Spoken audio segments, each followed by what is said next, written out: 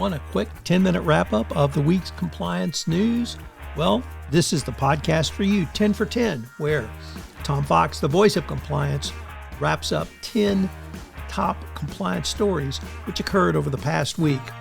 If you don't know, Tom has a daily news podcast, appropriately called the Daily Compliance News, and 10 for 10 wraps up the week.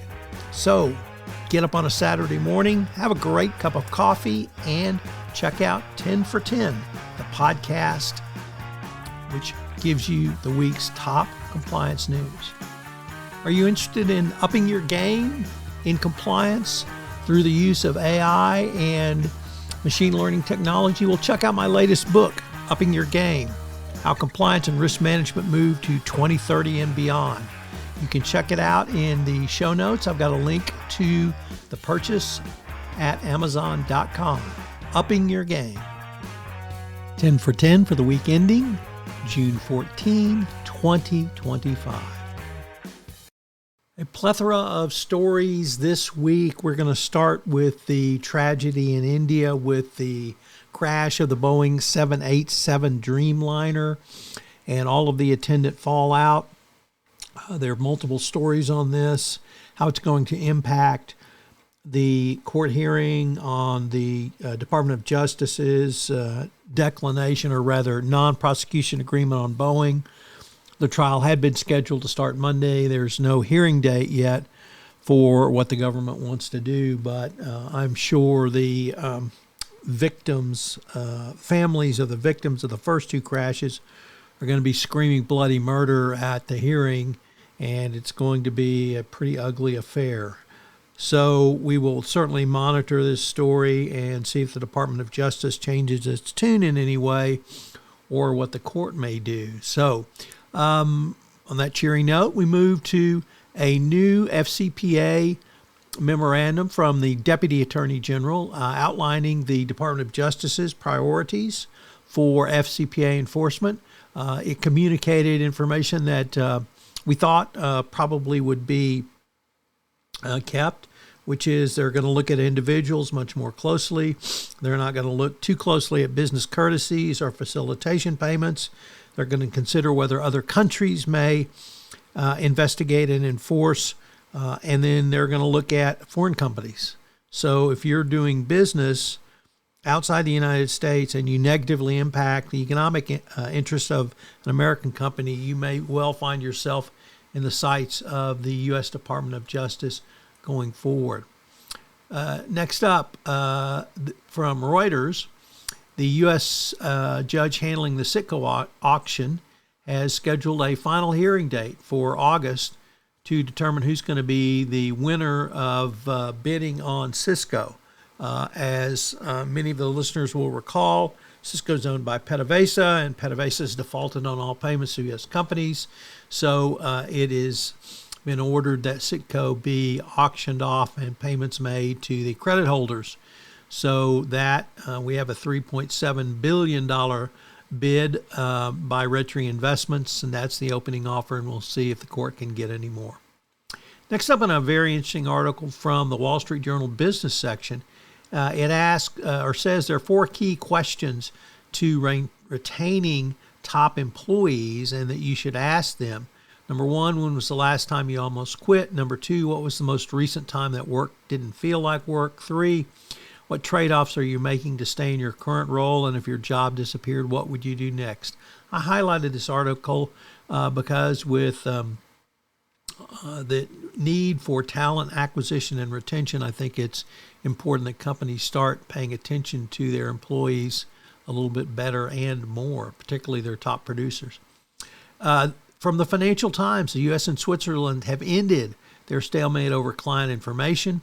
This is a years-long stalemate over sharing information about client investments, a step that will allow Washington greater visibility into assets held in the Swiss banking hub. The agreement comes among regulatory examinations of at least 8 Swiss companies doing business through their U.S. entities, and the SEC wants to take a little bit deeper dive into all of this. So certainly good news from a money laundering and tax evasion perspective. What it says about data privacy is basically the U.S. government can get your information anytime, anywhere, for any reason, and they will go to any lengths to do so. Just be cognizant of that if you think you have data privacy rights and you're a U.S. citizen. Next, we have the story that Brad Bondi, the brother of the Attorney General Pam Bondi, was eviscerated in his attempt to win the presidency or become the head of the D.C. bar. The turnout, or the election, drew a record turnout from the U.S. Capitol's 120,000 lawyers, and the competitor or person running against him, Diane Seltzer, won some 90% of the vote. And you can clearly see what D.C. lawyers think of Brad Bondi and the ties of the Bondi family and what they're doing to the Department of Justice. Next up, we have a trio of stories about sanctions against Russia from both the EU and the United States. From the Financial Times, it reports that the EU is weighing whether to add Russia to its gray list of countries with lax money laundering controls. Clearly, they have no money laundering controls, so saying they're lax is probably an insult to the word lax. Nevertheless, the EU commissioners have said they are considering adding Russia, a move that a majority of EU Parliament have been advocating. This is bookended with fresh sanctions on Russia, including a Nord Stream ban that the EU wants to put on Russia. What this would do is ban transactions through the Nord Stream pipelines, hoping to choke off future flows of energy from Russia into Europe. This would lower the price cap at which Russian gas can be purchased on global markets, and the hope, at least from the EU side, is that it will chip away at the Russian revenues.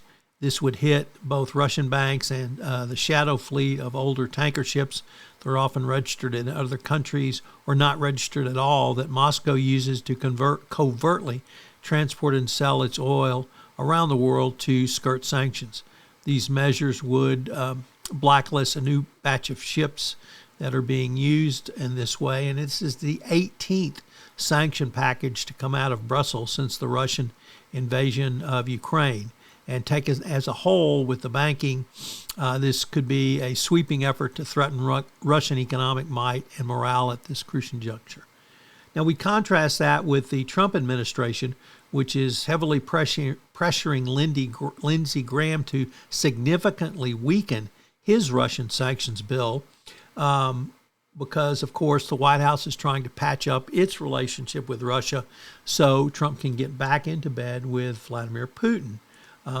Over the past weeks, the administrations have urged Graham to water his bill down by inserting waivers that would allow Trump to choose who or what gets sanctions as opposed to sanctions determined in the bill.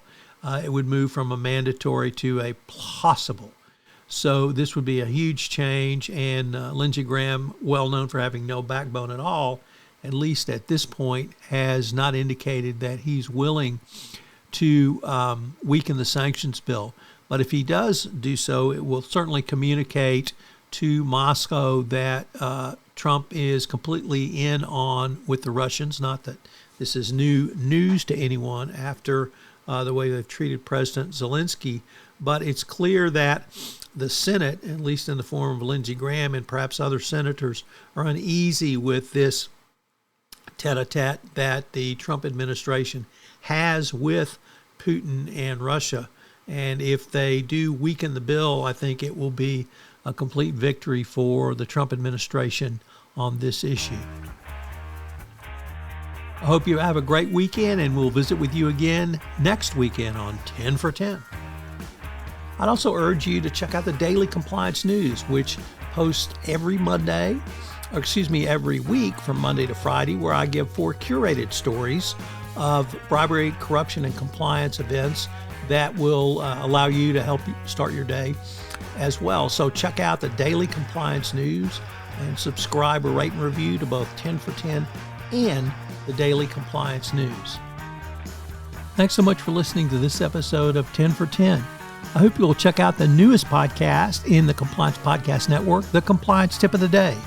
In Compliance Tip of the Day, I give a 5 to 8 minute summary of one tip that you can integrate into your compliance program or put together for greater compliance program efficiency. Finally, if you're a Sherlock Holmes fan, I am preparing a new season of Adventures in Compliance where I go through the 4 novels of Sherlock Holmes. Hear it on the Compliance Podcast Network.